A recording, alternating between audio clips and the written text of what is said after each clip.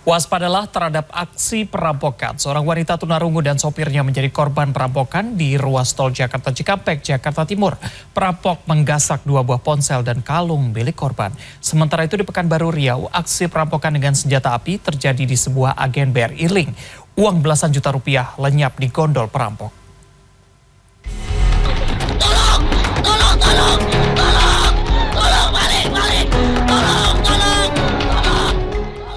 Dalam video amatir yang direkam sopir korban, tampak sang sopir panik berlari meminta pertolongan usai dirampok di pinggir jalan Jakarta Cikampek, Makassar, Jakarta Timur.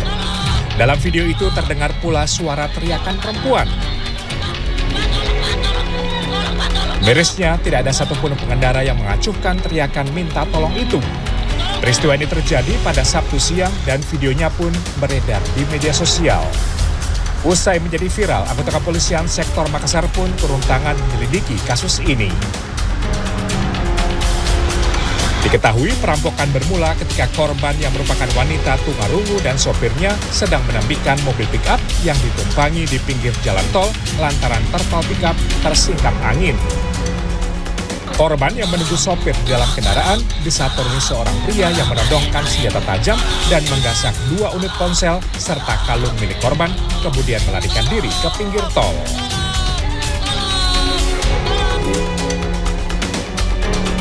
Berpura-pura melakukan penarikan uang melalui agen BRI Link di Pekanbaru Riau, seorang pria tidak dikenal menodongkan diduga senjata api kepada karyawan agen BRI Link sambil mengancam pada Minggu. Karena ketakutan, korban akhirnya pasrah menyerahkan uang yang disimpan di dalam tas senilai 17 juta rupiah. Setelah mendapatkan uang korban, perampok melarikan diri.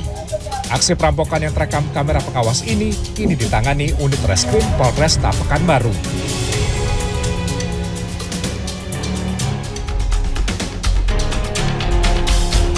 Aksi kawanan pencuri yang mengambil motor milik penghuni tempat penginapan di wilayah Tangerang, Banten, Kamis 16 Februari, terekam kamera pengawas. Sebelum melakukan aksinya, mereka sempat mondar-mandir untuk melihat kondisi sekitar. Setelah berhasil merusak kunci motor, kawanan pencuri ini sempat dipergoki oleh seorang karyawan yang sedang berjaga. Namun, salah seorang pencuri mengeluarkan diduga senjata api dan menodongkan ke arah karyawan tersebut. Lantaran ketakutan, karyawan tersebut tidak bisa berbuat apa-apa hingga akhirnya kawanan pencuri kabur bersama motor curian. Aksi pencurian bersenjata ini dalam penyelidikan Satreskrim Polres Metro Tangerang Kota. Tim Liputan CNN Indonesia. Seorang sopir tertembak senjata api milik majikannya di bagian kepala ketika mobil melaju di kawasan Jalan Daksa, Kebayoran Baru, Jakarta Selatan, Jumat dini hari. Sang majikan pun ditetapkan sebagai tersangka. Sementara itu sempat viral aksi pengemudi mobil mewah yang merusak mobil lain di kawasan Senopati, Jakarta Selatan. Pengemudi berinisial GR yang sempat ditahan akhirnya dibebaskan. Seorang sopir mobil jenis SUV berinisial AM tertembak senjata api milik majikannya sendiri berinisial E di Jalan Daksa, Senopati, Jakarta Selatan pada Jumat 17 Februari. Dikutip dari CNN.com, saat kejadian korban sedang mengemudikan mobil sementara majikannya yang duduk di belakang sebelah kiri sopir sedang memeriksa senjata api di tas miliknya. Namun saat pelaku ingin mengunci senjata apinya, ia malah meletupkan senjata hingga mengenai bagian kening korban. Setelah kejadian ini, pelaku membawa korban ke rumah sakit.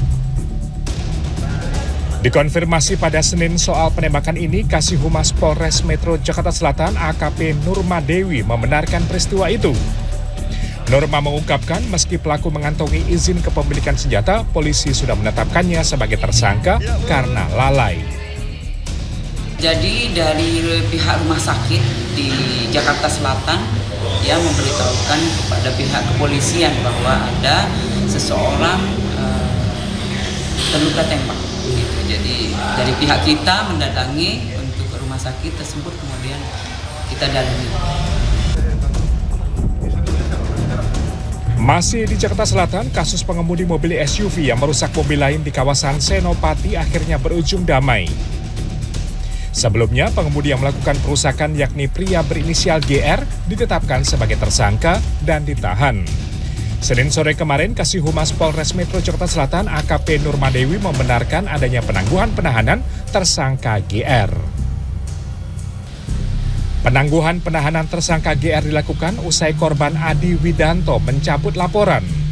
Selain itu, polisi beralasan tersangka kooperatif, tidak menghilangkan barang bukti, dan tidak melarikan diri. Usai penahanan ditangguhkan, selanjutnya proses hukum akan menempuh restoratif justice alias jalan damai dan penyidikan akan dihentikan. Badruz Zamal, Jakarta.